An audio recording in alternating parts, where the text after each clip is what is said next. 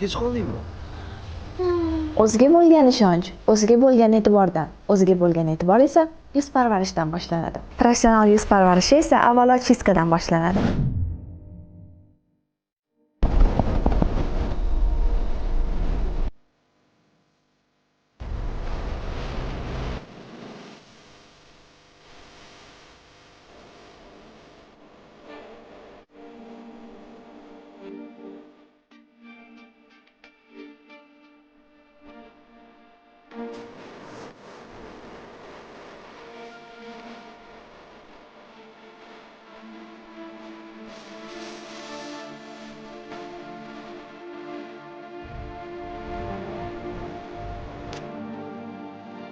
Yuz parvarishiga bo'lgan e'tibor men uchun har doim muhim.